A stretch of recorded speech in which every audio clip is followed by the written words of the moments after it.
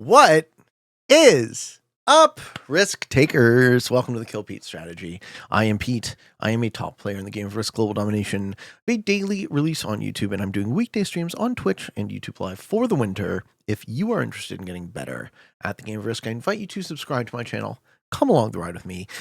For today's episode, we're going to be doing the week in review risk news for the third week of February 2023, where I can just keep you guys up to date with the happenings and going on in the risk community, and also do some Kill Pete strategy Discord Q&A.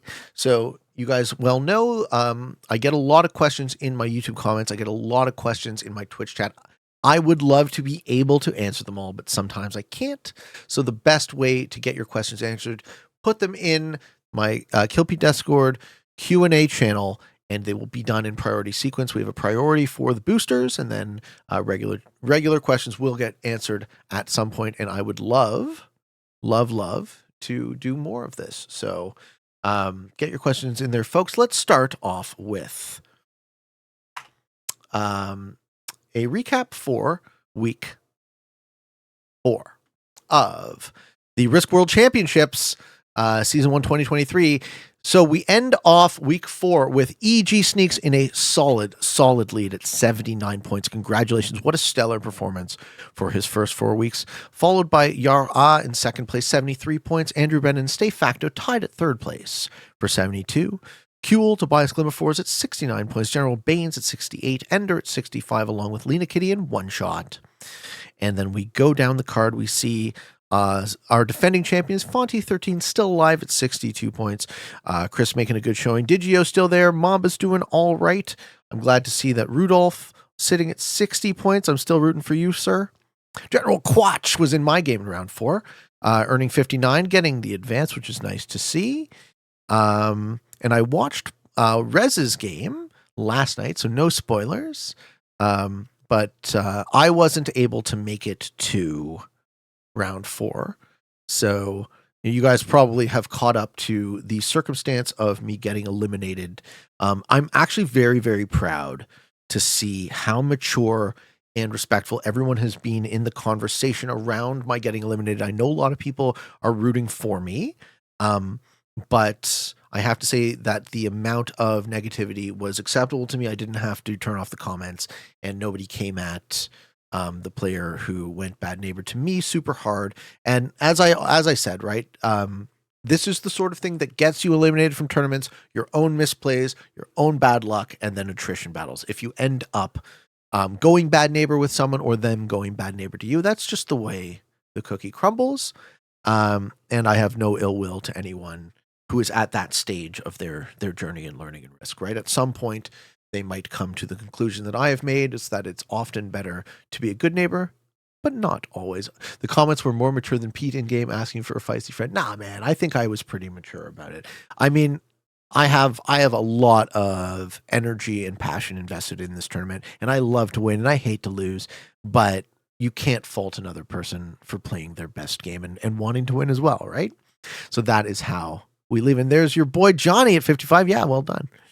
Sabres here sitting at 56 points. Nice to see. Same with Truth. I'm happy to see the, top 48, I think, advanced, and I ended up my tournament at 49 points, which is something like 82nd place. I don't know exactly, but finishing top 10% of an 1,100 person tournament is just fine by me. I'm very happy with my performance, and you know what, guys?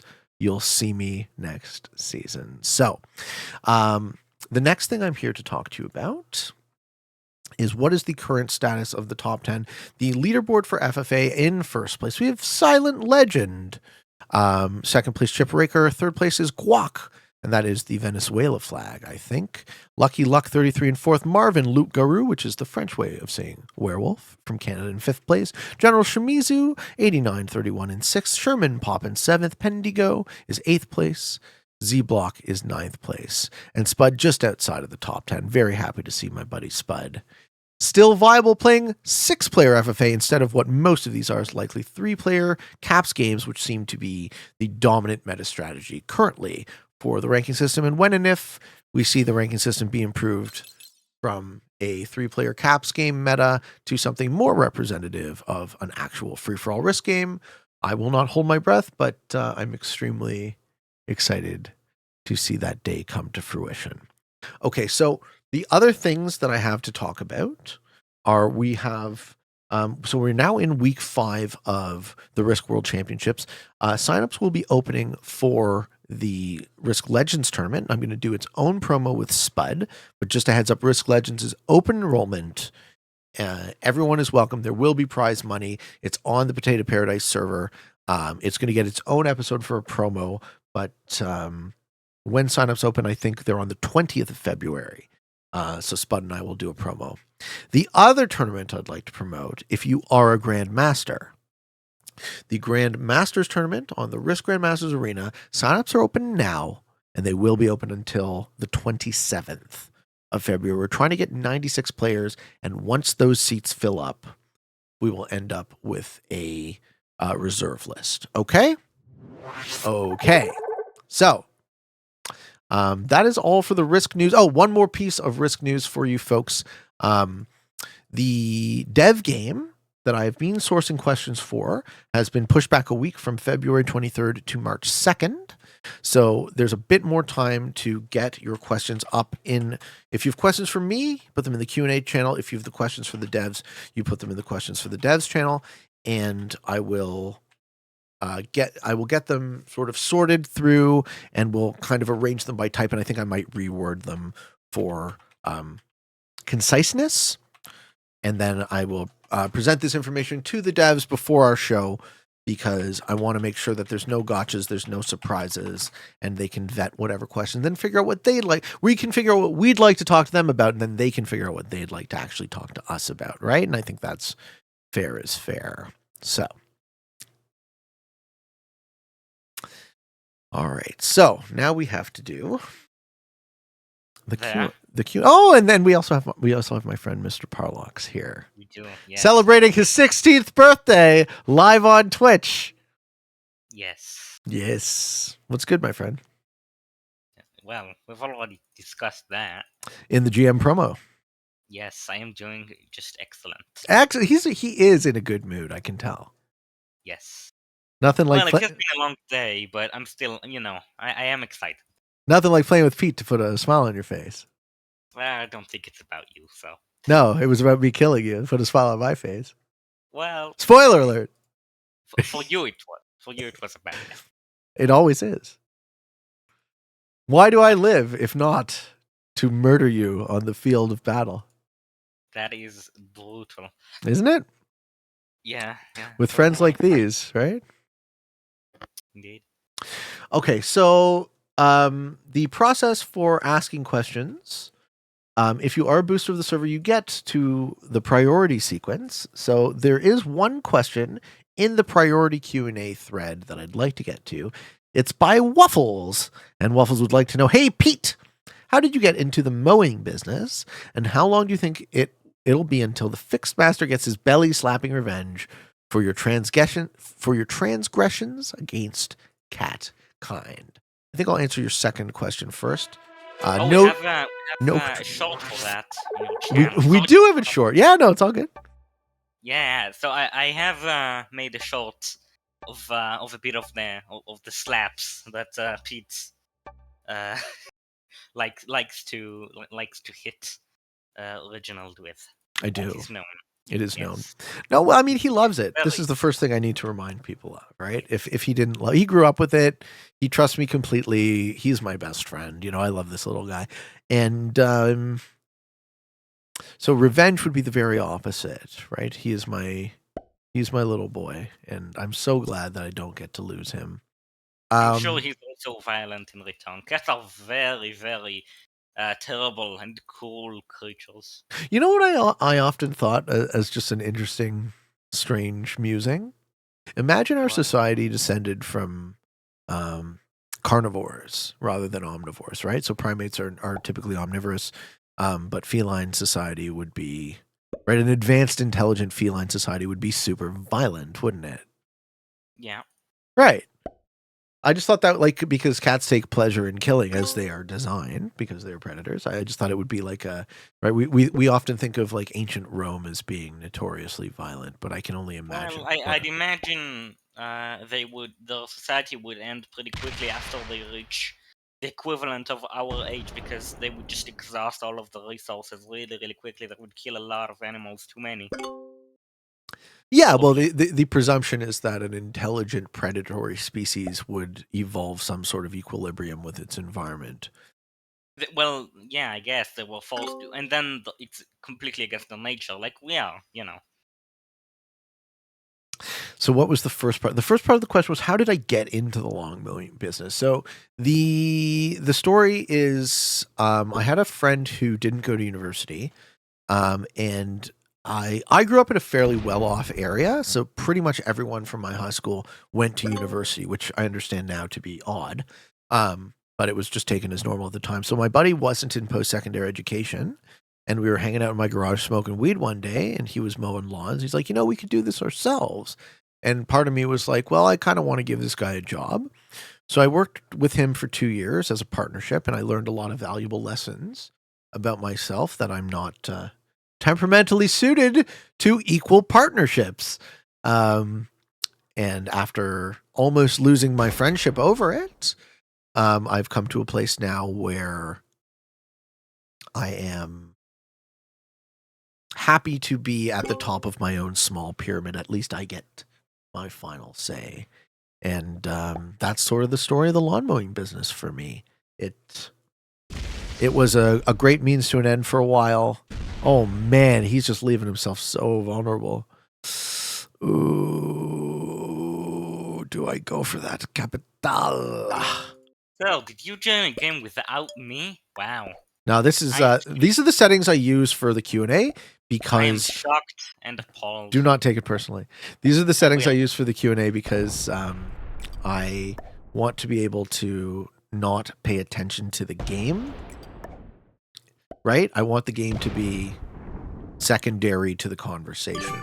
But stealing Yeah, stealing a player's cap turn one is too juicy. I had to pay attention to that one. That's fucking well, hilarious. we should have considered just joining And together. he quit immediately. No, because that would be cheating. Who cares? We could, Pollux, trust me, if I had to play with you, I would care about the outcome of the game. These settings are specifically designed for me to be as simplistic and as brain dead as possible. I'm saying I enjoy beating you, and as I am sure you enjoy beating me. I do. Let's be honest here. Very funny to destroy your feelings. My feelings, bro. Yes. Okay, our next question is from Aries. Aries Daemonicus. What is your thought process on determining number of positions in progressive? Sometimes people smash into a small or medium stack to feed you, or they're a noob. You just lost a quarter to a third of your troops. Very interesting. So I think number of positions is entirely map dependent. On a map like Classic, I used to play a 2-position game. And with the proliferation of the Kill Pete strategy for progressive, I think a 3-position game is a lot safer. We see a lot less noobly suicide nonsense and a lot more players playing a multi-positional hunting style. So you want to be in more places just so that you're not as easily fed. And then on a map that's slightly larger than Classic, I would suggest that you would want even more.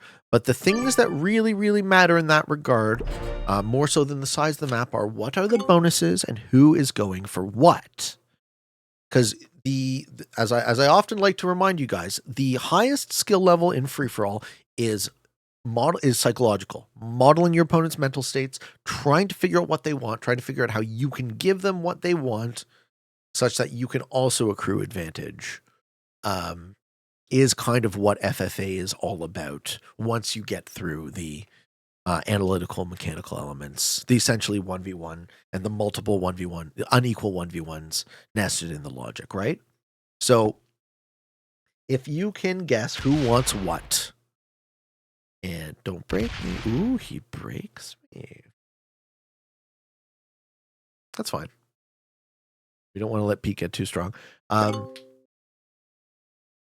Yeah, if you can get your brain past the sort of multiple 1v1s level and try and figure out, well, what is it? Perfect example is my round 4 game. Let's bring this up again. So my opponent had what is a very common mental state is this is the objectively correct strategy for these settings. If you guys are familiar with my work, I often like to remind people that there is no such thing as an objectively correct strategy for risk, and it always depends on the context. It always depends on who wants what, who is going to do what, and the better you can model that, the better you can predict it, the better you can negotiate a beneficial position for yourself. Okay, great question. I don't know how to go into more specifics about that, but as far as classic goes, which is the most commonly played, I find myself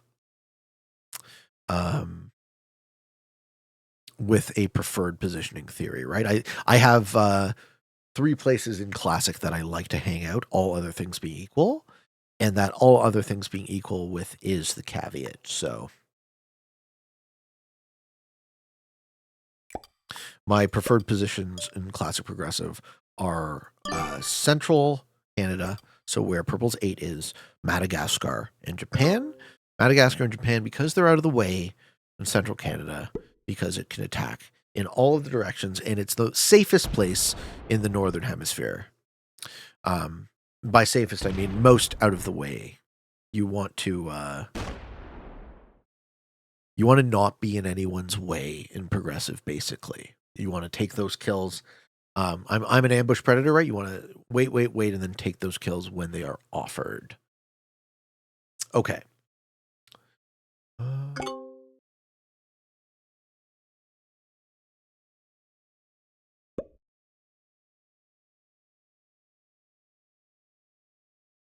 Okay. Our next question is from Waddles the guinea pig. Pete, what is your opinion on guinea pigs as pets, and have you ever taken care of a guinea pig? Don't have much of an opinion. I think guinea pig, as I understand, guinea pigs are like pack animals, right? They like friends. So I think you don't really have one guinea pig. You have more than one. Question number 2: are we allowed to put multiple different questions in the Q&A channel, even if they are completely different subjects? Sure. I don't mind a lot of questions. I will get to them in sequence. Number 3: what would you think if someone has saved a few dozen screenshots that got progressively zoomed in on your face and occasionally put them into general chat? I think that would be silly and amusing. All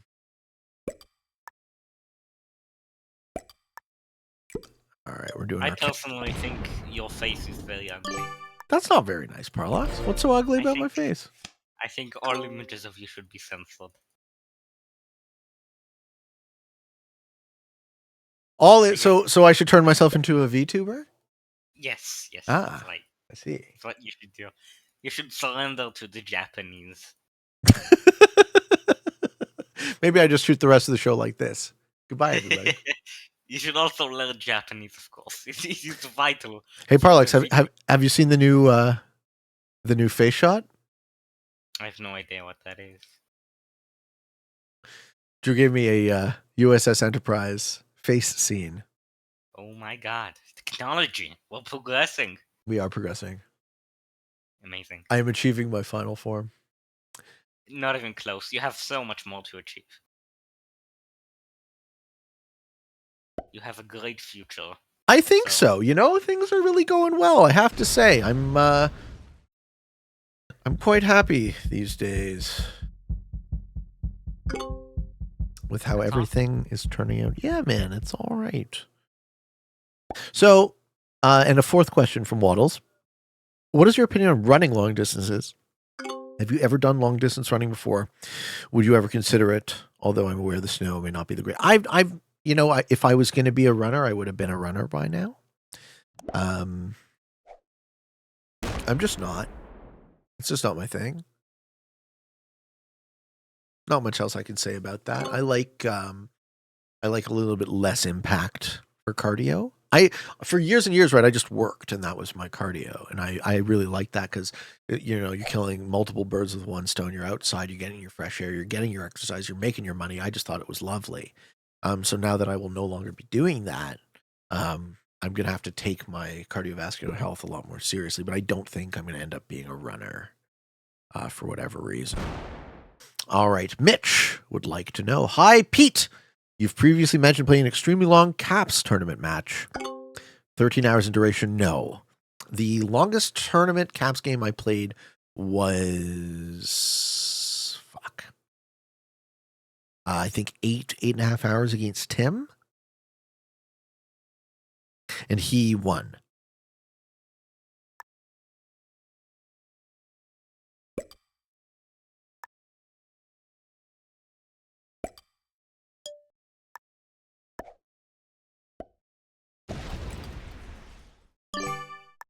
Do you need me to distract the audience? No, it's fine. Under what circumstances would you release this video for public consumption? Perhaps you're often hinted second channel regards. Ooh, you guys want to watch that game? It might be fun to release it. There's a ton of dead air on that game. But well, we did discuss the idea of having a VOD channel, like just where we upload the full games without any cuts. So my thinking is that I want a second channel that isn't a VODs channel per se. It's an anything goes channel, because I have a lot of GeoGuessr videos. I like shooting the GeoGuessr videos. They're fun for me. They're like this fun interactive thing I can do with the chat. So. Well, it's always on the table. Yeah, man. I think I really want to set up, and then I want to be able to set up like anything else that I feel like, right? Yeah. I could do that position. I could feel it. Yeah, if you want to set up a channel for me, man. I need a second channel. I can talk about it. Okay, Pollux. Okay. So under what circumstances would I release it for public consumption? Yeah, like a second channel or... You know what? I'll do it tomorrow. I'll take care of it when I can.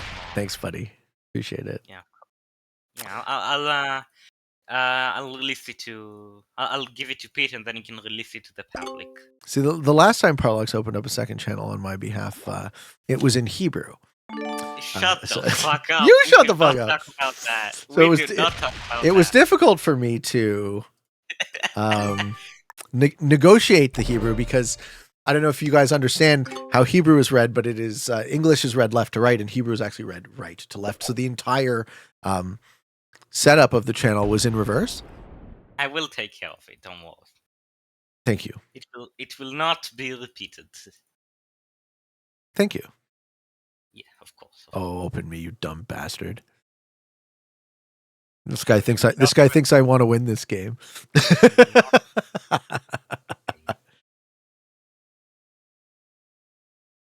I hope he rolls my cap and loses all his troops. Okay, what is our next question? Our next question is from Dev Money. Hey, Pete. I've been really enjoying your videos on YouTube. Thank you.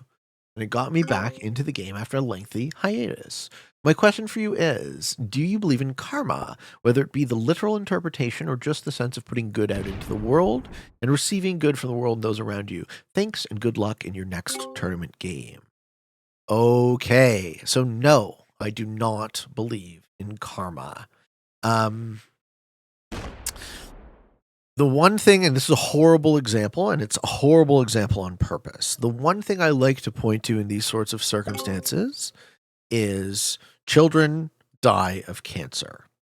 So the notion of any sort of just rationale, a fair universe where that would occur, where it would make sense for, a poor innocent child to suffer and die, I find to just be a bit of a stretch if we are talking about what karma is essentially is the notion of fairness in the universe.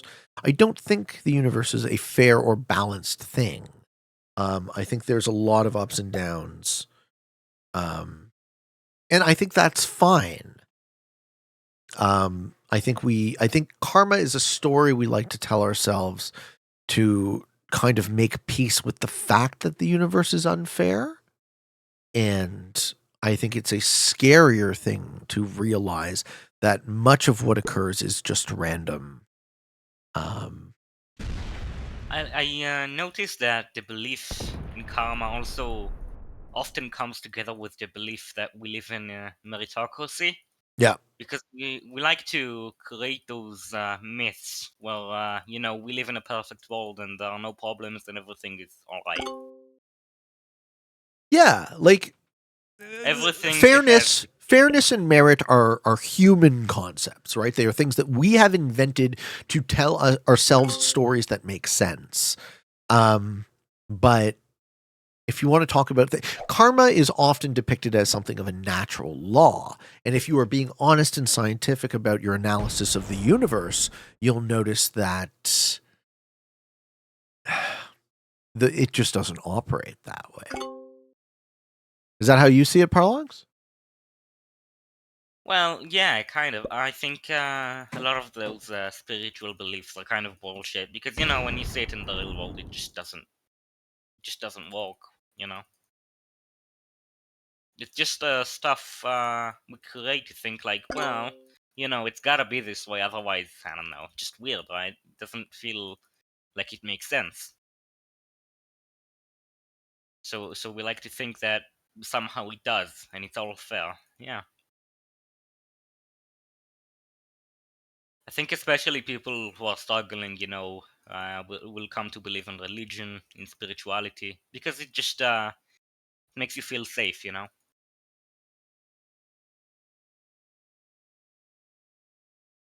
Well, okay then. I have been left on red. The way I apply karma to ethics is the idea that the bad people suffer for their badness. So it is not a cost to the universe that I do an unethical action. It's actually a cost to myself. And when you reframe it like that, it can be sort of a healthier outlook, I think, than hoping and praying and expecting the universe to be fair and waiting and then potentially seeing yourself as a victim. I prefer to think of it as like, what are my actions, right? Let's assume I'm not going to be judged by a benevolent God, but rather I am the only arbiter of my actions. And can I live with myself?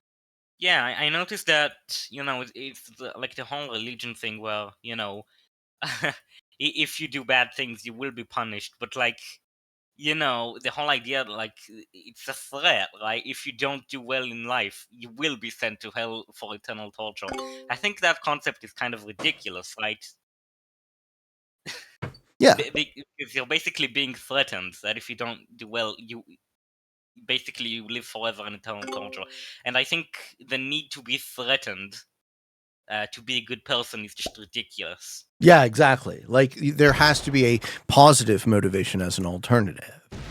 Yeah. Exactly. Why on earth would we? Well, this is the sort of the Judeo-Christian tradition being based on guilt, right? Why do we need to be guilted into acting properly? Why can't we trust ourselves? Like, why can't we trust ourselves to be mature adults and expect that our love is good enough? Our love for one another is good enough, sort of thing. Totally. Rez would like to know, Pete, you feel it's an overstep when others give you creative advice on your channel? Or do you consider it welcomed feedback? You wouldn't, after all, tell Picasso how to make his painting look like Da Vinci. I spoke about this vis-a-vis my risk game in a recent video, and I think the creative aspect on the channel is a similar sort of logic. So I welcome all feedback, right? I am truly, truly grateful that you guys would want to spend your time with me. Your time is precious and irreplaceable. But that said, who I'm going to trust and who I'm going to listen to depends a lot on if I know you, if you've given me useful musings in the past, right? And I don't presume that any random commenter, because I just get too many of them, right? Like the example that I use for this res is on my fixed games. So I will have someone in a comment with 6 paragraphs. At this turn, you should have done this, and green had 30 troops, and red did XYZ. And then I'm just like, I don't even have time to read these comments. And then, of course, you get like at the end of it, it's like, yeah, but I also don't play online. I'm just like, you know, if Phil gave me this advice, I would stop and I would consider it because I know Phil. I trust Phil's ability. I value Phil, right? The presumption of others to help you comes from a great place.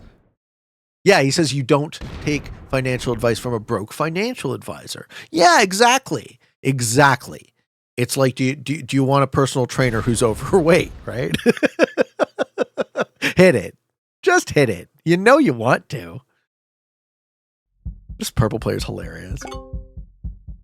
I'm going to lose this capital because he doesn't know how to play. All right. So what is our next question? Our next question is from Aladdin. We faced Aladdin in round 2. And Aladdin would like to know, Pete, what do you think about toxic masculinity? Do you think a lot of, quote, alpha men have this problem? I've talked about this in the past, so I don't need to go into super depth. I think there's a ton of power in words, right? So the concept of toxic masculinity contains a fundamental nested premise that is divisive and toxic in itself. So any person using this earnestly either misunderstands what masculinity is or has some sort of animosity or antithetical agenda. People are toxic. People are also beautiful. We exist in both domains simultaneously, right? We are both good and evil. What is the line from Solzhenitsyn? The line between good and evil runs through every man's heart. So we suffer for our badness. We revel in our goodness. But the nonsense division of men versus women, another false dichotomy, another system of control. If you guys know anything about my philosophy, I focus on linguistic divisions and categories as indications of systems of control. Us versus them is an extremely old circuit in our brain, and whatever tribe is us, and whatever enemy is them, right? Us noble heroes and them horrible heathens, right? In this case, it's men versus women, which is an extremely insane way of framing your world, right? If you do not understand that men are women and women are men, we are humanity. We are yin and yang. We need each other. We are each other, right? Human beings do not advance. So toxic masculinity, it tells me a lot about where you are mentally, right? It's quite a tell. It's like, oh, this person has a very juvenile mindset and they're trying to vilify an entire half of humanity because they were hurt or because they believe in some sort of twisted ideology. And that's all I have to say about that. Toxic masculinity as a concept is outright nonsense. Okay.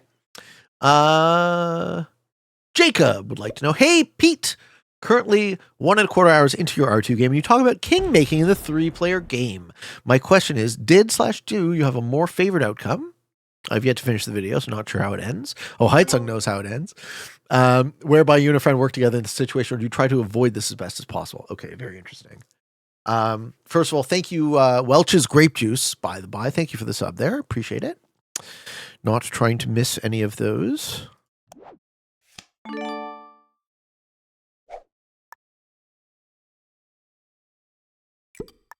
Do you need a distraction? Go ahead. For the audience? I will distract the audience. So, it looks like Pete is making a huge mistake here. He's in fact throwing. He's letting purple take his cap here and making a huge mistake. He's gonna lose the game because of this. Clearly. How do I stop purple from taking my capital? Well, it's pretty simple. Thank you. Moving on. Okay. What are we talking about? The 3-player game. Yes, I actually think my 3-player game is weak, but that's partially because I don't think that 3-player is actually like true free for all, really. So thank you, Green Knight, for the Prime sub. The situation with free for all is if you're in a 3-player situation, any one person can control the balance of the outcome until one person is twice as large as the other two. And as soon as they are, they've won. They just kill both players and they determine who gets first and second. So what do we do with that information? Do I have a favorite? Always the option of joining the Grandmasters tournament. I think they're talking about ranked. I know. Okay. Yeah. No, but like we see it a lot in a classic fix game. In a classic fix 3-player end game, what I try my best to do is I try my best to be the least offensive person. Phil's concept of time and distance, right? Just if they're gonna suicide into somebody, how do you put yourself in the position where they do it into the other guy? You know? Third healer. Pete, thank you so much. Last year, after 35 years, you reignited my taste for Risk. Today, after much pain, I have made 1v1 Grandmaster, but I did it. You are the man. No, you are the man. I'm so glad to hear, third healer. Welcome to the ranks of the Grandmasters, sir. It feels good, doesn't it? Congratulations.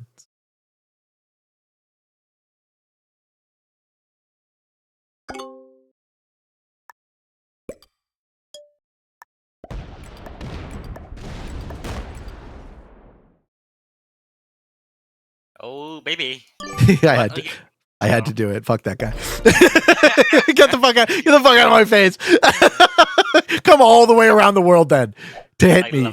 Come all the way around the world.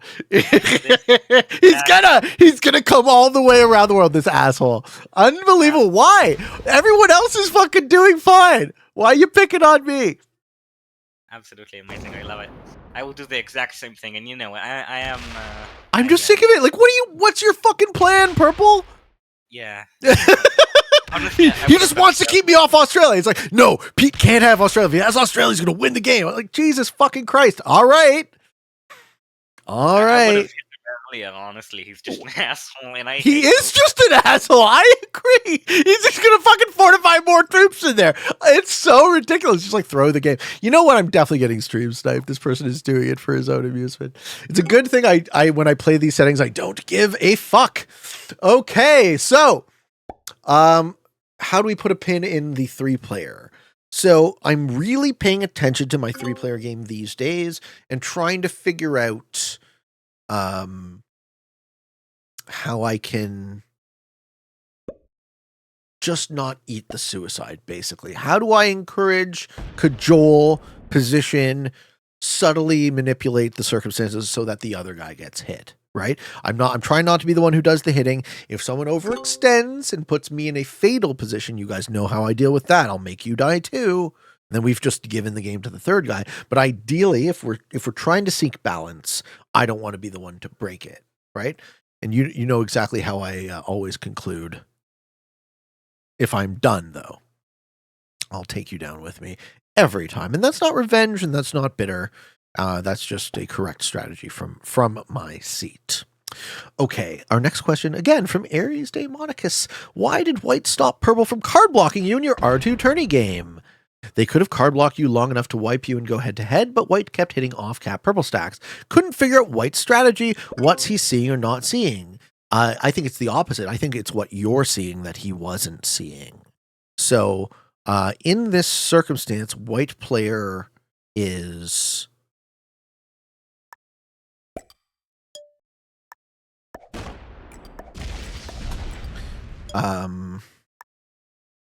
Just at a basic level, that you have gone beyond, right? White player understands how to play capitals. You want to hit off cap troops. Doesn't necessarily understand how to card block. Doesn't necessarily know that's what Heitsung is up to. Heitsung has a tinfoil hat theory that it might be because he's a Pete fan, and that's definitely possible. But I am in a situation. This brings up a very interesting question in my head. Right, I'm in a situation where it's impossible to avoid some bias, either positive or negative, in a tournament game. By virtue of the fact that I have done this work for Risk for so long, and it has been very successful. Sometimes you face positive bias, sometimes you face negative bias. I don't think you ever face no bias. But what do we do with that? I am going to play to win, right? I'm not going to cheat at a tournament. I'm not going to talk to someone. If they are biased in my favor, which is possible, then I benefit from it. They are biased against me, which I think we saw in round 4, then I lose. But that's free-for-all. That's the game, right? I named a fucking channel after it. You know, you win too much, you get cut down. That's the way the cookie crumbles. That's the way it should be. And it's a good thing. So, all that to say, I just don't think that... Red breaks me too. I just don't think that White knew what Heitsung was up to enough to let him card block me. And as soon as I saw the card block fail 2 or 3 times, I was like, oh man, I'll join in, right? Happily, I'll join in because if White's going to keep hitting off-cap troops, then I can potentially weaken Heitsung to the point where I take second place in a bounty, and that's good enough. Wasn't good enough to have enough points to advance past an actual loss, but, you know, having first 2 rounds be 16-point games was fine by me. Okay.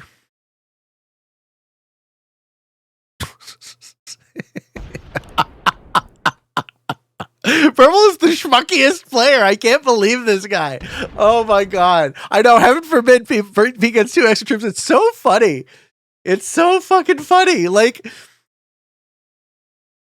this guy has had 2 caps and South America, and he would have way more troops right now if he wasn't fucking stacking off cap and fucking trying to fight me for Australia. But hey, sometimes I just have fun with these settings. Okay. Couldn't figure out what the strategy was. The strategy was a very simple caps thought. Keep him off. Just hit off cap stacks because you get profitable trades on those rolls, typically. Okay. Arthur the Cruel would like to know. Yes, get him. Fuck him up. Hurt him. Hurt his feelings. I love the idea of people representing themselves by voting with their phones. My main concern would be ignorant people voting on things that they have a strong opinion on while having little to no understanding or knowledge on the matter. I'm just worried that it would lead to some very poor decisions. How would you fix that problem? Do you ever think it would be a problem? Yes. I absolutely... Go ahead on this topic. Yeah, I love this topic. Yeah, it's just relevant to the topic. What do you think about forced voting? So the concept of forcing every citizen or everyone who can to vote. I think nothing more clearly indicates that a system is broken than when you have to start forcing people to use it. I see what you mean. Yeah. There's also the positive side, right? Well, everyone is represented equally. Yeah, but I don't think equality is the necessary prerequisite here. Yeah. I'm just trying to make a point for the argument. I don't actually believe that. You know? Sure, man. Yeah, no, for sure. So to answer this question, yes, an informed electorate is the fundamental bare bones basis of a democracy. We don't have a democracy currently, right? We have an oligarchy. We are being told that is a democracy. That is propaganda. Okay. So if you are familiar with my conversations on political theory at all, I like to reiterate the notion that we do not live in a democracy. We are being lied to all the time. Orange is my homie. I'll go first and second with you, Orange. Everyone else has been my enemy. Okay. So how do you fix the problem? Well, it's an entire redesign of a system. So the first thing you focus on is once we can extricate ourselves from executive leadership-based decision-making, essentially the caveman, the strongest caveman gets to decide, we can find ourselves in a situation where we have built a system for distributed decision making. I think the media would have a tremendous power, even more so than it currently holds. The media is super powerful in the ability to manipulate, propagandize, coerce, cajole, convince. And that only gets worse in circumstances where everyone can vote meaningfully. But I would much rather live in a circumstance where I can vote meaningfully and those who care to do so than one where it is absolutely certain that I will be robbed all of the time. That's my thinking. So I think the intermediate steps to that look something like online voting, cell phone voting, and then eventually a grassroots political movement that uses the current structure of representation to appoint a executor to vote on the behalf of the will of the party. And I think if this concept was proven on a political party level, then it could be proven on a larger level after that, right? And I also think that just like everything else, the market speaks. So if it can be shown to be successful, then it will be more competitive and it will be adopted. Probably starting in smaller and smaller types of organizations, but then gradually getting larger from that. Yeah, I'm down. Orange. Fuck this guy. Rip. Fuck him. Rip. I love it. I love my homie Orange. Okay. Rez, whisper that. Oh, thank you, bro. Thank you so much. So yeah, Rez, I was watching Rez's stream, his R5 game. Well played, by the way, sir. And he uses this cool sort of doodle where you, like a sports announcer, right? Where you like indicate your pathing on the map. It's like I can draw lines and stuff. So I definitely want to incorporate that in my show. Why is Red gonna hit me? Why though? There is no way. You're gonna advance even more in technology. Man, I know. I'm learning Pollux. I'm a learning eventually computer. you're gonna be a world-class programmer. Only in another 100 years. I believe in you. He says he just draws buttholes. Yeah, send it to Kilted. Why is this red player being such a douchebag? 40. Yeah, Orange says, oops. What if I did? What if I helped out Orange?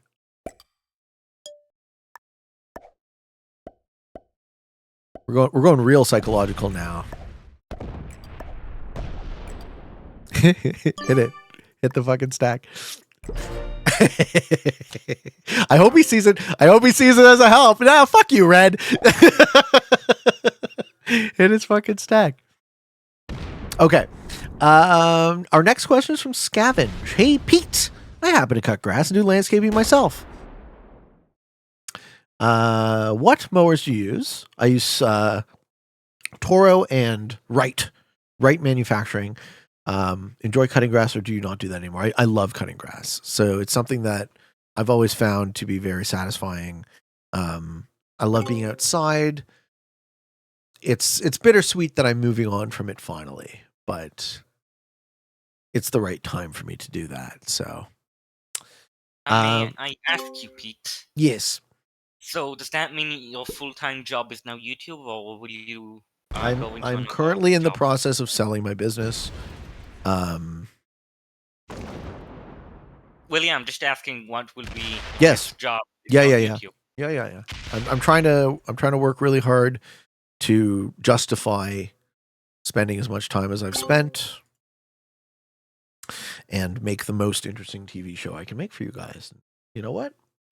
We got 250 folks listening to us talk about Risk right now, Pollux, so that's pretty awesome. I would have to say. It's a pretty cool thing. Well, do you have any plans for the future in terms of a job, in terms of No, like I believe that this is, as a creative thing, easily the most successful thing I've ever done. Are you evading my question on purpose? I just don't understand. What ask it plainly. I'm directly asking you, what are your plans for a job after you sell your business? My only main income would be YouTube. I still have I have a collectibles business. I still manage my own investments. But yeah, I'm trying to work full time at the YouTube thing. I understand, yeah. Okay. Did you though? Because it didn't sound like you did.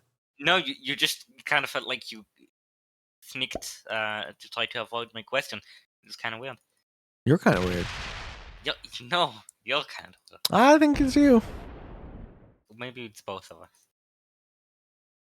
Perhaps we're equally weird. Equally? I wouldn't go that far. You're right though. You're much weirder. So I'm pretty sure that purple and red are collabing. What makes you think that? Well,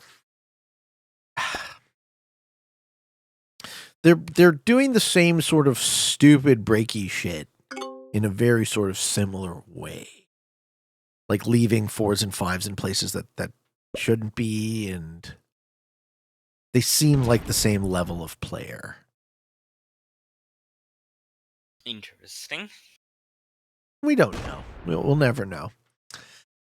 Well, similar playstyles don't necessarily mean same person. It does, there are sometimes players who have a similar playstyle. Who knows? Are we still talking about toxic masculinity in the chat? That's a great fucking concept. Yeah, I think so. Bear in mind, folks. Bear in mind. Yeah, it's unlocked. Think about it this way. If the discourse around a subject is unimpeachable, you are dealing with a religion. Okay? So you're dealing with a concept like original sin. So here's the framing of the conversation around toxic masculinity. Because I am a male, I am born with inherent toxicity. Assuming that is true, what does that remind you guys of? Original sin. So if you are framing an entire 50% of humanity as fundamentally flawed and guilty of original sin, let's follow the metaphor. What does the path to redemption look like? We don't have one according to this rhetoric. We're just flawed, broken people. So what do you do with us? What do you do with men? All of these toxic men, what do you do with them? Where's the redemption? Do you see where I'm going with this, guys? This is a very, very scary logical route.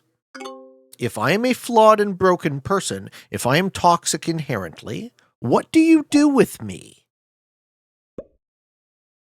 Put me in a concentration camp? I don't know. Right? People are not inherently anything. We are people. I believe in unity. Okay? I have love for everyone. This is it. No offense, but that's not what toxic masculinity means. Okay? So now we're playing a philosophical word game. I am going to redefine these words, and I'm going to tell you what they mean. Here's the problem with redefining words. Words are agreement. This is Wittgenstein. Don't talk to a philosopher about the definition of words. We will have a very long conversation that goes nowhere. I just told you what toxic masculinity means to me.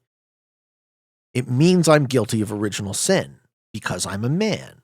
Wow, what a toxic person I am, sitting here in front of an audience proclaiming my love for all humans.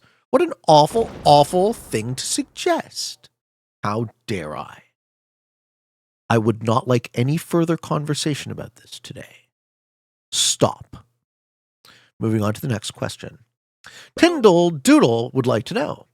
Love the show, brother. You've talked about the lack of positive male role models some before Jesus Christ. We can't avoid it, can we? And that is something that I've talked about as well over the last 5 to 10 years. Okay. Can you talk about the qualities that you think make a positive male role model? Excellent. We're going the opposite, right? Let's get away from the negative. What is the positive? Are there any in today's time that you feel do not get enough credit? Do you think technology has any impact on this topic? And why do you think that it does or it doesn't? I think technology certainly has an impact. I think our inclination to frame things in these false divisive dichotomies, us versus them framing, allows people to sort of maintain this notion that we are apart and separate. And I also think that's a lot contingent on the economy, right? The fact that our economy encourages us to be hyper-individuated, encourages us to be a nice, obedient production and consumption engine. You have to produce value in the economy. You also have to spend to consume more because our economy is based on growth. So how does that apply to masculinity? Well, if your value as a human is correlated with your productive capacity, what do we do with people who aren't producers? It's another one of those very scary topics. So what are the positive exemplars? Wisdom, kindness, love, generosity, temperance, patience. You'll notice that the positive qualities that I'm citing are not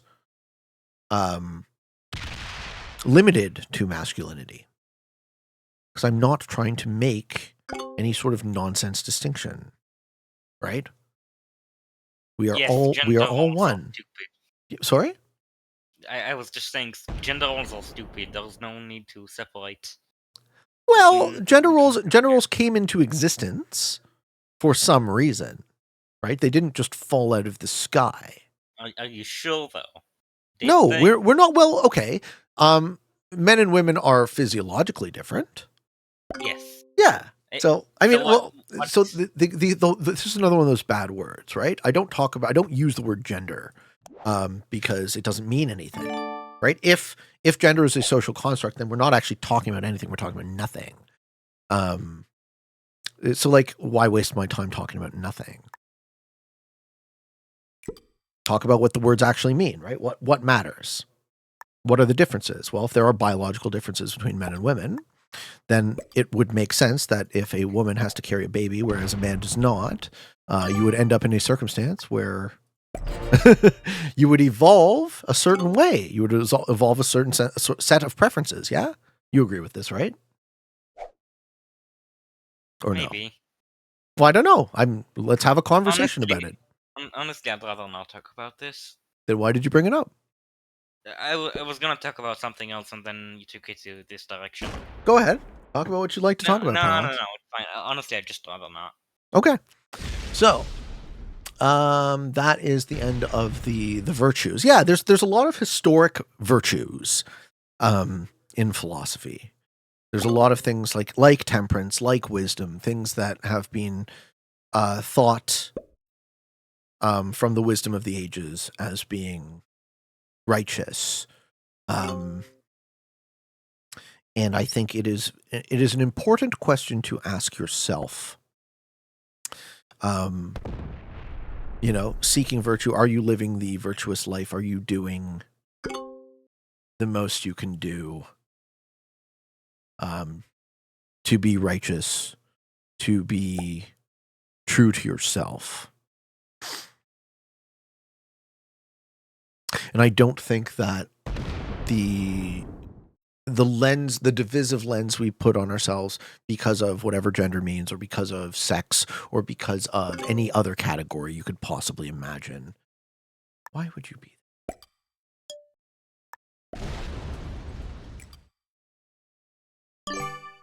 Everybody wants me off Australia.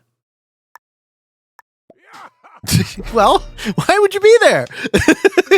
He's never going to hit purple.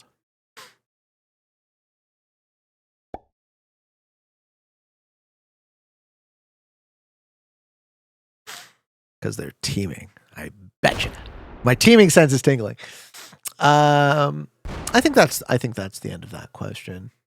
right? There's so much divisive rhetoric in this society, and I think the root of the divisive rhetoric acts as a system of control where we are distracted from the truth that the most important thing you could ever do in this world is connect with other people and share that love that is in all of our hearts, that we are one and we are so much stronger together than we are apart.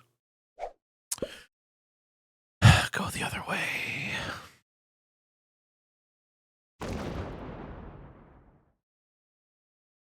Good. I'm happy with this.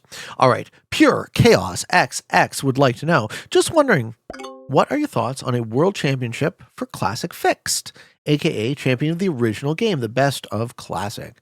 I don't understand what would compel this. Oh, he's trying to card block me. Oh, I don't need cards.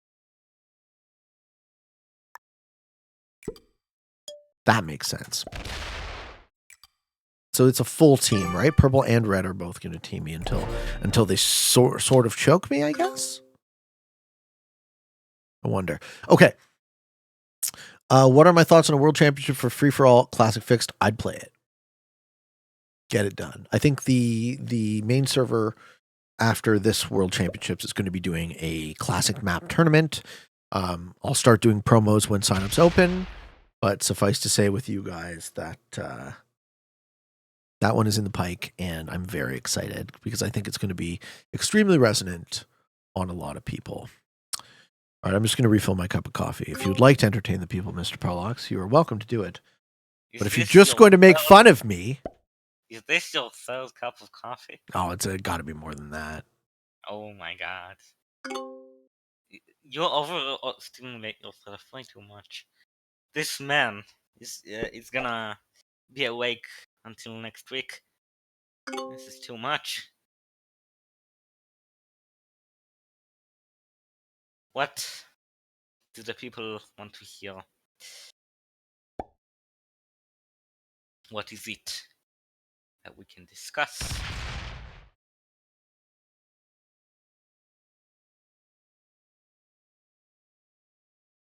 You singing? I shall not. I do not like to sing. No, thank you. How did you become so wise at such a young age? Why, I am extremely intelligent. We have already talked about this at the start. My brain is huge. Rap? No thanks. It's the same category as singing. No thank you. Do you enjoy 1v1s? Holy shit! Did Pollux agree to do the karaoke redeem instead of me? Fuck you. No, fuck me! No, not fuck me. Fuck you. Looks like we're getting to the Q&A for me. Certainly an interesting one. Would you like me to answer the questions? Which question is for Pollux? Well, I've already got a couple. Oh, you're gonna ask questions? No. Questions from the viewers. We got viewers. We got questions for. Let's go. Let's shoot them. Shoot them out there, folks. What does the name Pollux mean? Or where did you get it from? I had a friend when I was in elementary school, and I live in Israel, and we were young. We didn't speak English, so I just asked him. I want a name on the internet, and he just randomly said, "Well, what about Pollux?" And I said, "Sure." So I put that in, and I never really felt the need to change it. Huge brain or lots of wrinkles? Both. They overlap. Bo has the nerd voice. Whoa, that's very insulting. All right. Is that it? Back to you. That was all the questions you wanted to handle? How did you get your name? He's asking the toughies, guys. He's asking the toughies. All right. Brandon would like to know, hey, Pete, I want to start by saying that your risk play is the best I have ever seen. Wow. This guy obviously doesn't watch any Kilted. No one else in the game has the consistency of making the best plays like you. I've been thinking about this a lot, and I was wondering if there's any plan in the making of a tournament for newer players. Yeah, we have a short on this. right? We spoke about this earlier in the show, is that by the time you're winning a tournament for new players, you're no longer a new player. So who would set that up? Who would do such a thing? Do I let purple get strong? I don't trust purple. We can try it. We'll see how it goes.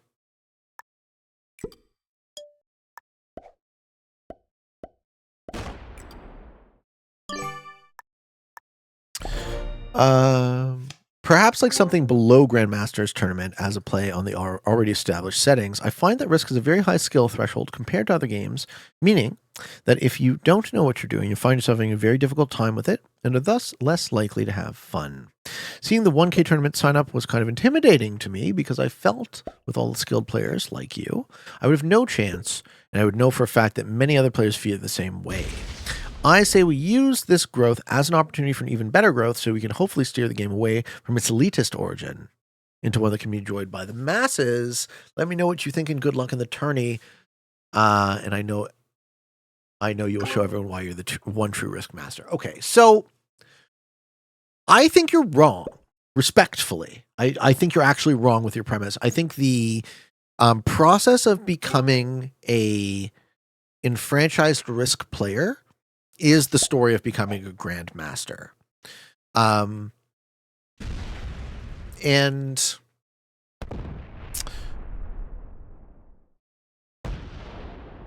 just trying to find the exact thing. So whether or not you feel intimidated by competition in the way that I feel excited by it, I think... How do I try and explain this?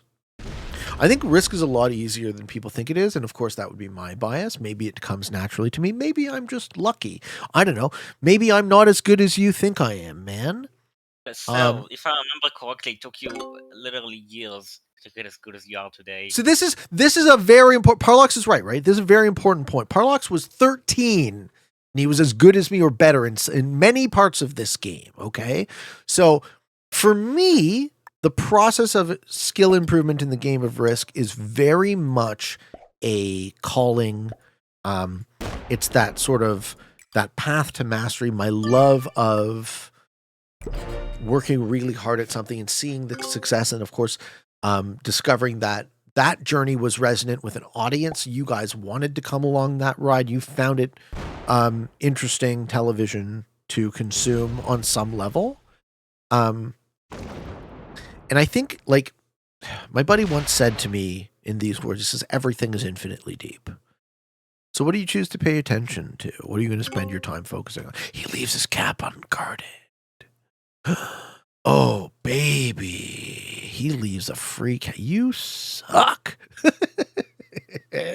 Eat my balls. Hee hee hee. Oh my God, finally. Okay. I think you have what it takes to be a top player, Brandon, because you've asked this question.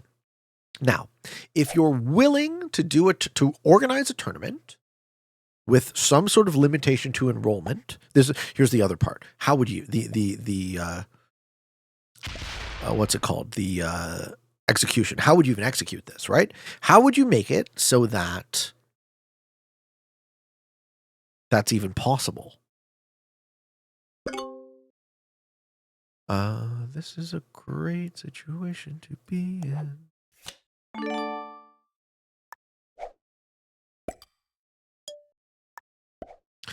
What do you suppose 100% roll on a 40 stack is? Do you know offhand, Pollux? Or on a 27 stack? On a 14, you say? No, on a 27. 27. I figure probably 33. I don't know. Sounds about right. I don't know. What are you doing, so? I'm ending Purple's game. No, but you really didn't have to use the slider, though. Oh yeah, I hate the fucking slider. I really think it's not something. I lost a couple of troops. Big whoop. This guy's fucked now. Eat my dick.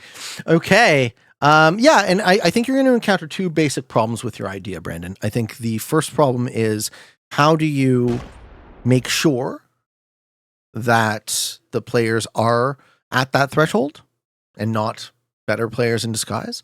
And the second problem is the why. I don't actually think that you will encounter. He gives up another capital. He gives up another capital. He's done. We made this guy quit, ladies and gentlemen. We made this guy quit. Yeah, you're not going to encounter people willing to run your tournament who aren't already enfranchised players in the game of Risk. And if you can surmount those two problems, then you can have yourselves that beginner's tournament. But I really don't think it's a feasible thing, right? And I also don't necessarily fully agree with your characterization of the community as elitist. I've really tried hard to build a culture that is positive and welcoming, and friendly, and we don't always succeed. There is competition, but yeah. What did you have to say about that? Oh, sorry to interrupt. I do think, as a player who's been in the community a bit more than you. Sure. I do think the community used to be a lot more elitist, but I think it's been opening up in the last couple of years. Perhaps because of you, probably partially at least. Well, I'll take that as a compliment, right? Of course. Yeah, I think red and purple are the same person, man.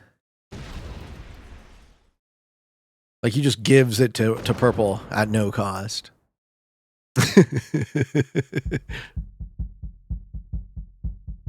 And then red's going to suicide into me now.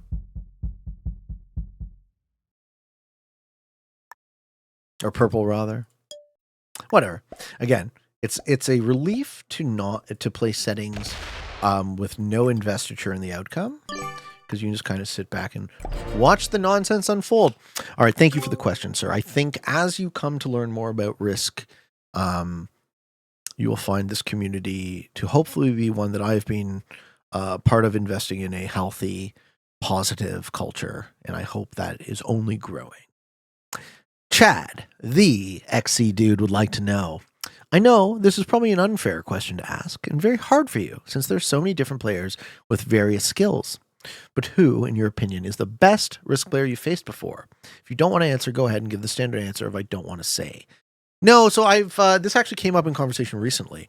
I have an opinion that at the top, the variance in skill is so slight that there's probably a list of 20 to 30 people who could arguably consider to be at the top.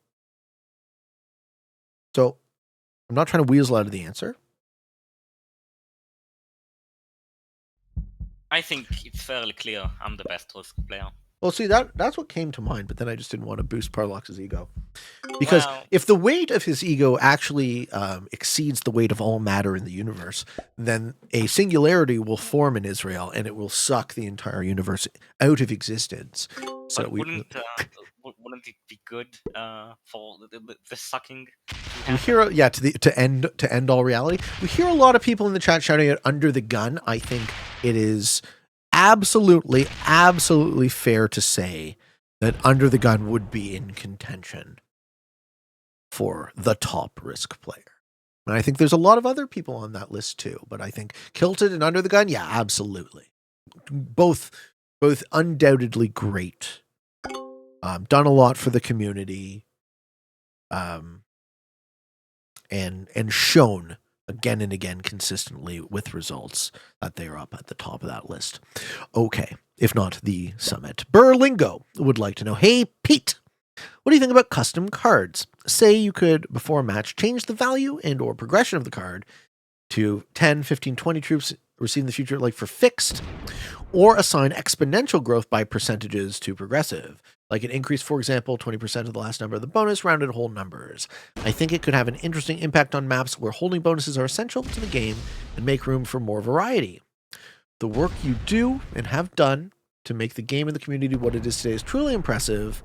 I hope you keep it up. More love from Norway. I think that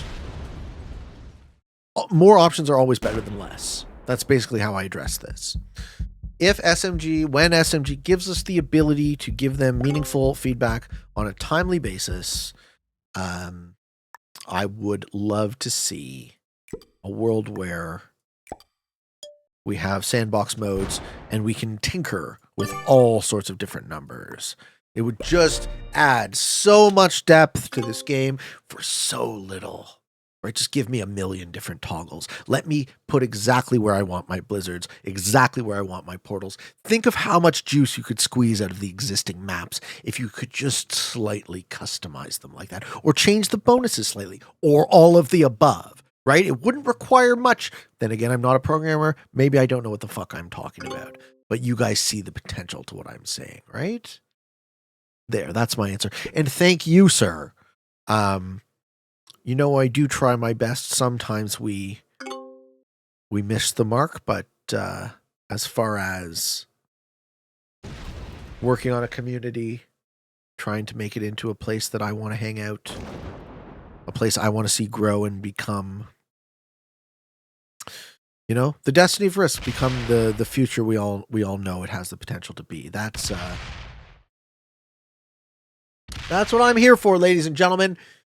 I hear these compliments and I just want you guys all to know what they mean to me. I'm so grateful for you. I seem to be getting what I'm giving and then some. So folks, thank you so much. I appreciate you. The support. It makes me want to work as hard or if not harder. Okay. Our next question is from Wild Stallions. It's a Bill and Ted reference, folks. What do I hit now? I think I don't hit orange at all. Orange is like a super homie at this point.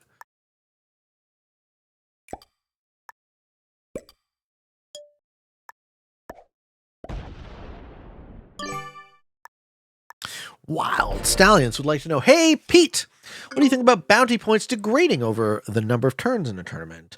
We're talking about an increasing degrading. It may force players to be opportunistic in early turns. What are your thoughts on a rematch button during normal play?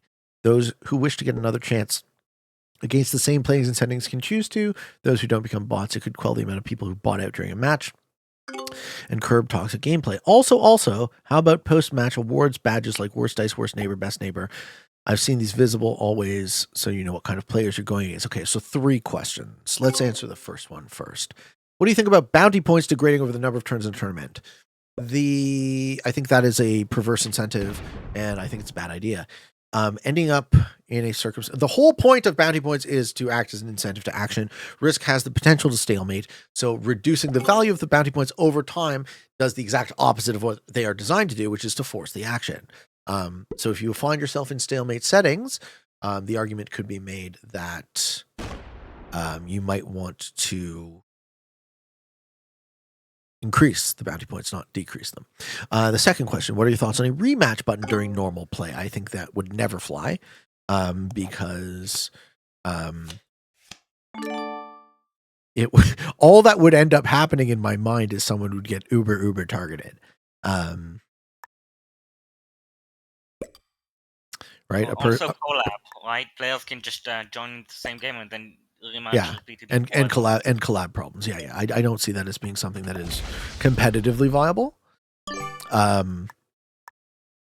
In particular, like I don't want to play with bots either. So you click the rematch and then you're already sucked into a rematch with a potential number of bots. I don't think a game should fire with bots unless they're bots in the lobby, right? But of course, I've spoken about how I would redesign the lobby so that wouldn't be an issue. And the final one, post-match award badges like worst dice, worst neighbor, and best neighbor. So I don't think that's viable either in the sense that the whole thing about a fair blind rank system is like that would add bias to the structure, and you could give up. You know how people are. It would just be a bunch of fuck you, this guy fucked me badge, and that would be. You know, it would act as a punishment. It would iterate to acting as a punishment system very quickly. Okay, great questions though. My default still stands. More options are always better than less. But yeah, I think those would be some of the challenges to what you were suggesting. But great ideas. I just think you got to follow the logic a little bit to see some possibly downstream negative effects. Okay. Miyowi. How'd you spell that? Mijowi? Part 1. Oh, okay. So there will be a lot of reading. Part 1. Dear Peteman, I actually hate caps so much that I decided to suggest the anti-cap idea. Oh, God. And I am wondering if you would be willing to support this, and perhaps we can post on the official Discord to pitch the concept. All right, I'm all ears. Let me just take a card.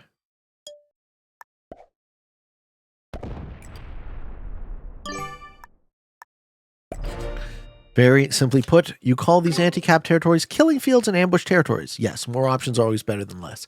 Killing fields are territories that have a defensive handicap or terrain disadvantage. That would be as a mountain pass, tundra, or plains in real life where your armies are more vulnerable.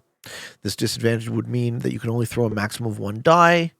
You guessed it, an ambush territory would allow you an offensive bonus of 1 more die, so you can attack any adjacent territory with a maximum of 4 die. This is a lot of reading. The terrain bonus, like high ground force cover in real life, would translate. Yes, more options are always better than less. If randomly assigned, will these killing fields and ambush territories make the settings unplayable due to overpowered spawns? I beg to differ. For starters, one could limit the starting troops to 1 on these territories, so they can't be over advantaged or just. Yeah. I think if you have ideas for toggles and alternative settings and alternative modes, it's always a good thing. It's always a good thing to have more options. It's more of a we find ourselves in a matter of what is SMG going to promote? What is SMG going to allow? What are they going to dedicate their scarce resources to?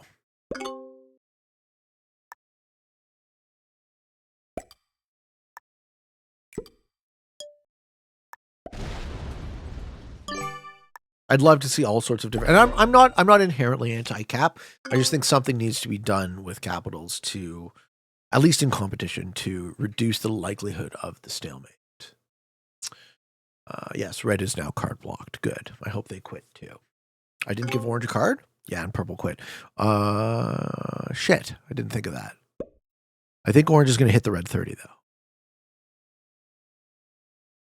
It's interesting how orange and I have been best friends all game.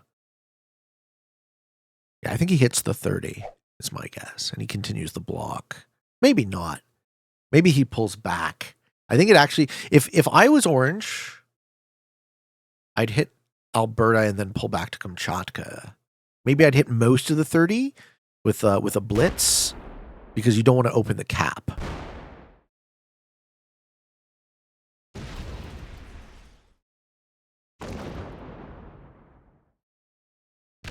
You're going to hit the 30 anyways? And delete? No. Goes back to Kamchatka. Sick. Okay, good. All right. Yeah, man, I think your idea is sound. I think there's a ton of ideas in play. But I'm always favorable to ideas that SMG will implement given the time and energy required to do so. All right. Dare Diplomat would like to know, hey, Pete, what do you think about a tourney without bounty points? Not that I wouldn't like the system, but the bounties change the game in a significant way, and I would like to see a tourney which is more like the original game in addition to the ones we already have. Well, the Grand Masters tournament is a tourney without bounty points. So one thing yeah, that's right, baby. It's single player advances, type of design. Yes. Only the winner. Only the winner advances. As it should be. All right.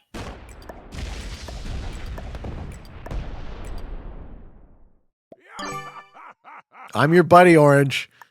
Let's fucking kill this guy. Let's fuck this guy. I'm done. I'm done with this bonus breaking shit. Me and Orange, you and me, buddy. You and me. Yeah, I think there's all sorts of things you can do with tournament design. There's a lot of great tournaments going on right now. This is why I'm so gung-ho to promote them. Orange going to set up the block again. Yeah, go ahead. this is the issue with caps, right? Even if you're only down to 2 or 3 players, it's so difficult to end the game because every player can just hole up in their cap, and you can't do anything about that. Right? This is why I'm not trying to end the game. I'm just trying to use this as a foil to mindlessly go through a Q&A. And I think it's Right. I think it's working swimmingly today. Don't you, Pollux? Oh, and he gives me a capital. He gives My me a capital. Oh, But baby.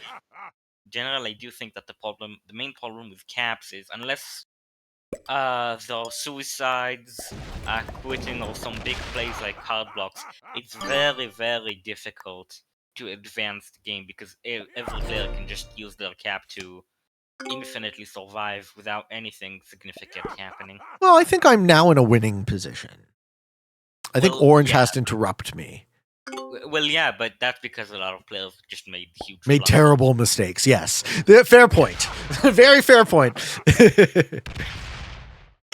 And I don't know if Orange even minds going second to me. This might be one we win, folks. This might be one we win, ladies and gentlemen. Perhaps. All right. Swim Corey would like to know. Pete, I play twice a week with some friends and win a large majority of the time from using some of the strategies I've learned from you. Thanks for that. You're welcome. Almost all my friends could care less, and they try to better themselves to get the win.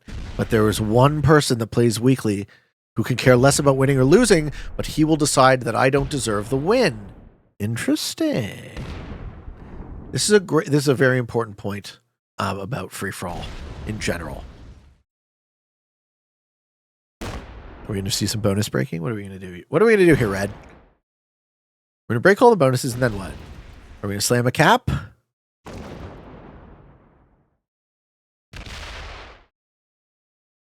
Sorry, I got distracted by the game. Okay, he breaks all the bonuses. Distractions are welcome. That is my job, though. I do the distractions here. So unfortunately, you've breached our contract. You owe me like a couple millions. That's a lot of money, Pollux. I know. All right, let me finish this question.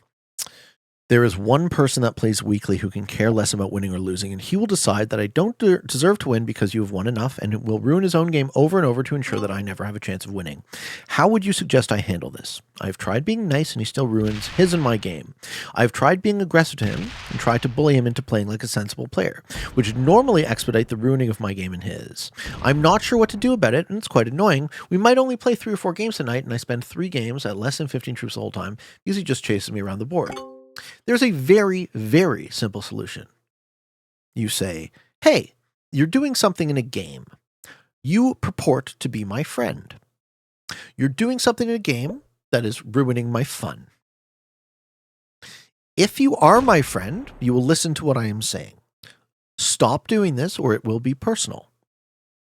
Your friend then has 2 options. They either listen to what you're saying, take you at your word, or they call your bluff, at which point it becomes personal.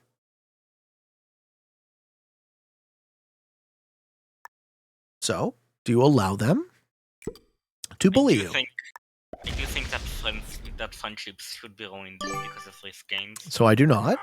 I think based on this, I wouldn't probably give a person a second chance. I would say you're ruining my game. I will cease to play with you. I have better things to do with my time. Yeah, that's fair. But I'm going to go out on a limb here and assume that Swim Corey is a younger person than me and hasn't learned that this type of behavior is obviously toxic, and a very strong indicator that the person doing it to you is absolutely not worth a second of your time. So there's always a chance. You can always give them that chance. You can say, please stop ruining my game. I'm not having fun playing. You do it at your own expense and mine. This is a troll. Your time is not free, sir. And if they still don't listen, then you've gotten your answer. They're not worth your time. You've done everything you can do, right? You've given them the chance. And that's my answer. I'm happy that one was short and sweet. All right, we're going to stop listening to you laugh. Because nobody cares. We've already lost the game. Okay. Our next question is from Destroyer5526. Hey, Pete. I just want to preface this by saying that I'm a mobile player. I had a game earlier today that was a Prague World Dom Classic with 60-second timer. My opponent had initial attacks, but I had a trade. I traded in, and I was about to win. However, because of the pausing that's required for mobile attacking, my time ran out.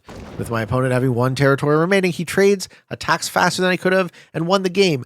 Do you think SMG should implement some change to mobile attacking to at least bridge the gap between PC and not? And if so, any suggestions on what that implement could be? Okay, so if you guys go back to my original videos, you will see that PC attacking was faster than it is now. Ostensibly, there was a solution for a vanishing troop bug that enabled the troop bug to no longer exist at the cost of some sort of delay on PC. They also decided at that point in time, very nearly after, to delay mobile, which is why there's this beat. There's this point in time where you're clicking on your phone and you can't click the attack. I think the fact that PC and mobile are unequal is a terrible thing for competitive risk. Separate to that, I think the fact that any speed limitation is on either platform is a design mistake. So I would like to see a world where both PC and mobile has any sort of limitation lifted, and we are allowed to move as quickly as we can think. As far as when this opportunity will be presented, one can only guess and hope. And again, that's the hope to SMG, right? How do we get, as the player base, how do we get them to listen? How do we get them to see the options as important? And I think a fair ranking system is very high up on the list of what should be addressed. And I think getting first of all, having a default be a speed handicap to new players, right? The camera animations on as default is a mistake. And I think having any speed differential, any speed handicap is probably a mistake. And those are my opinions. All right, Horatio would like to know. Yes! Get him! All right, Orange is quitting. He's going to let Red kill him. That's too bad. Too bad. I think Orange misjudged this. Looks like the game is over then. It does. It does look like the game is over. Well, that came out of nowhere. My God. Unbelievable. Red Unlocked is saying in chat, there's probably a technical limitation to manage latency as well. Yeah, I don't know what those words mean, but I'm sure a lot of the technically savvy people listening to you do. Yes, exactly. I know the word latency very well. Exactly. Yeah. Okay. Well, at least we get the win on this one. Horatio would like to know, would you accept the following hypothetical deal? You'd be given $10 million, but you would never be able to leave your current city. Basically, no vacation, no travel the rest of your life. Would that be worth $10 million to me? Absolutely not. I fully expect by the end of my life to be worth a lot more than $10 million. How do you think you will be if you think you'll have 10 million? Well, just enough time, right? Like, you understand the power of compounding. Yeah, yes, I do. I know what compounding is. I do have it. So I'm gonna actually do something sneaky. Oh no, that doesn't work. I just take the caps and win, right? All right, that's a GG. What do you mean? So do you have your money like in stocks or like what? Well, I did until I had to split that in half, Mr. Pollux. I have no idea what. So I recently had a change in my marital status. So defeating a master, 2 intermediates, and a novice, which affects an adult man's money in a fundamental way. So I'm currently rebuilding my financial life. I don't need to get into a ton of detail about that, of course, but suffice it to say, I'm happy to continue to do this work. Hopefully it is successful to the point where I don't have to be forced to move, forced to sell my house. And then we can go from there. We can work on rebuilding my investment portfolio. Well, if you expect to have 10 million, how will the money compound? How will it get there? Well, so I'm 40. I'm going to live another Yes. 40 years. Probably. Okay, so with sound money management, by the time I am 80, my money What should do- have what do you doubled mean twice, How will right? it, how would it go so much? What do you mean sound? Oh, what is the average return in the market per year? Your money, just based on inflation, your money tends to double every 20 years. The cost of everything tends to double every 20 years. So just to keep pace with inflation, right, the value of your alpha needs to double. It's every 10 years. Well, that's wild. Anyways, we can go into financial idiosyncrasies off the air, but suffice to say, if I was you and I was just building the very beginning of my financial life, I would invest in some very long-term holds and just not touch them. have. I'm sure I you have. do. I bet you're a smart kid, Pollux. Perhaps. All I right. expect to have at least 1 billion by the Well, time I'm 80. it wouldn't shock me if you got lucky, my friend. All right, folks. Thank you for watching. Thank you, Pollux, for helping me out with this. I had fun. Hope you guys had fun too. And I guess before we end the stream, I got to do a little karaoke. We're ending it for Okay. YouTube, but we're going to stay live on Twitch. Thank you so much for watching. Until next time, for all of you on the path to world domination, good games and good luck.